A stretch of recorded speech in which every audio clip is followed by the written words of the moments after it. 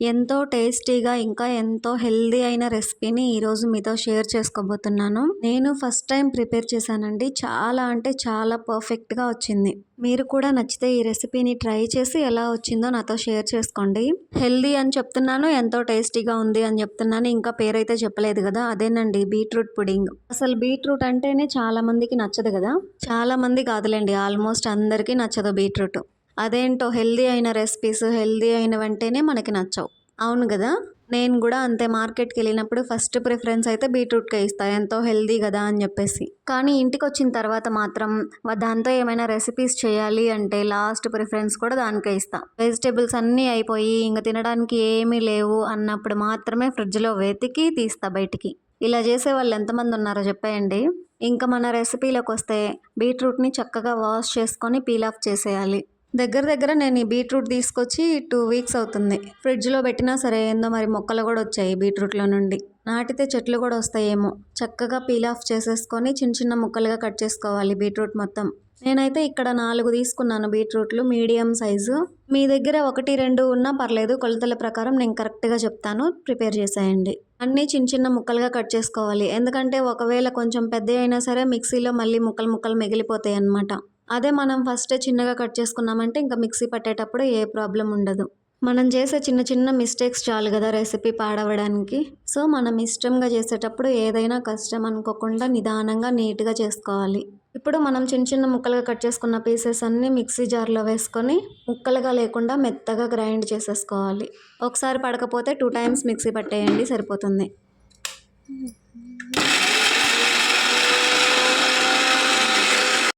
ఇలా ఫైన్ పేస్ట్‌లా పట్టుకున్న తర్వాత మళ్ళీ కొంచెం వాటర్ యాడ్ చేసుకొని మళ్ళీ ఒకసారి మిక్సీ పట్టేసుకుందాం. ఎందుకంటే చాలా థిక్ కన్సిస్టెన్సీ ఉంటది గదా! వడకట్టడానికి వాటర్ రాదు. సో కొంచెం వాటర్ యాడ్ చేసి పట్టుకున్నామంటే చక్కగా వడకట్టుకోవచ్చు. ఇప్పుడు మనం మిక్సీ పట్టుకున్న జ్యూస్ మొత్తాన్ని గూడా వడకట్టుకోవాలి. మనకి ఇలా బీట్రూట్ పుడింగ్ చేసుకోవడం ఇష్టం లేకపోతే, లేదంటే అప్పటికప్పుడు టైం లేకపోయినా చక్కగా ఇందులోనే కొంచెం బెల్లము లేదా పటికి బెల్లం వేసుకొని జ్యూస్ లాగా కూడా తాగేయచ్చు. చాలా బావుంటది. నేనైతే అప్పుడప్పుడు బీట్రూట్ తీసుకొస్తున్నప్పుడు ఈ మధ్య కాలంలో ఇలానే చేస్తున్నా. బ్లడ్ కూడా బాగా ఇంప్రూవ్ అవుతదనమాట. బీట్రూట్‌తో రెసిపీస్ అంటే ఆల్మోస్ట్ చాలామందికి నచ్చవు. ఇలా జ్యూస్ చేసి పెడితేనో, లేదంటే ఇలా పుడింగ్, కేక్స్ లెక్క చేసి పెడితే తింటారు ఇష్టంగా. ఇలా మొత్తం వడకట్టుకున్న తర్వాత మొత్తం ఎంత జ్యూస్ వచ్చిందని చెప్పేసి కొలుచుకోవాలి. నేను ఇక్కడ 4 బీట్రూట్స్ చేస్తే అందులో కొంచెం తీసేసాను. తీసేయంగా నేను మిక్సీ పట్టిన దాంతో ఈ బీట్రూట్ జ్యూస్ అంతా కొలిస్తే ఈ కప్‌తో 2 కప్స్ అయింది కరెక్ట్‌గా మెజర్‌మెంట్. ఇలా 2 కప్స్ వేరే దాంట్లోకి స్టోర్ చేసేసుకొని, ఇక్కడ 2 కప్స్ బీట్రూట్ జ్యూస్ అయింది కాబట్టి నేను 1 కప్ కార్న్ ఫ్లోర్ అయితే యాడ్ చేసుకుంటున్నా. 2 కప్స్ ఆఫ్ బీట్రూట్ జ్యూస్‌కి 1 కప్ అయితే కార్న్ ఫ్లోర్ కరెక్ట్‌గా సరిపోతుంది మెజర్‌మెంట్. ఇంకా మనం ప్రిపేర్ చేసుకున్న జ్యూస్‌లో 1 కప్ ఆఫ్ కార్న్ ఫ్లోర్ వేసేసుకొని ఉండలు లేకుండా చక్కగా కలుపుకోవాలి. మనం ఎంత కలిపినా సరే టైం పట్టే కొద్దీ అడుక్కెళ్ళిపోతూ ఉంటది కార్న్ ఫ్లోర్. అట్లా మనం మధ్య మధ్యలో చక్కగా కలుపుకుంటూ ఉన్నామంటే ఉండలు కట్టకుండా బావుంటదనమాట. ఇంకా ఈ బీట్రూట్ జ్యూస్ ప్రిపేర్ చేసి పక్కన పెట్టుకున్న తర్వాత స్వీట్ కోసం నేను బెల్లం అయితే తురుముకుంటున్నాను.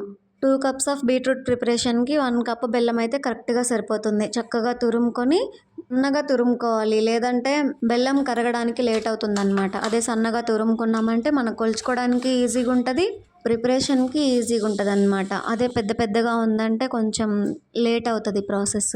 ఇప్పుడైతే స్టవ్ పైన కళాయి పెట్టేసి మనం తురిమి పెట్టుకున్న కప్పు బెల్లం మొత్తం అందులో వేసేసి, కప్పు బెల్లానికి పావు కప్పు వాటర్ పోసి బెల్లం అంతా కరిగేదాకా చక్కగా కలుపుకోవాలి.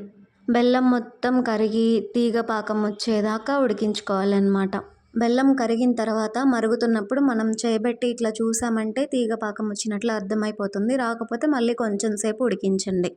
ఇలా ఉడికిన బెల్లం పాకంలో మనం ముందే ప్రిపేర్ చేసుకున్న బీట్రూట్ కన్సిస్టెన్సీని కూడా అందులో వేసేసి చక్కగా కలుపుకోవాలి.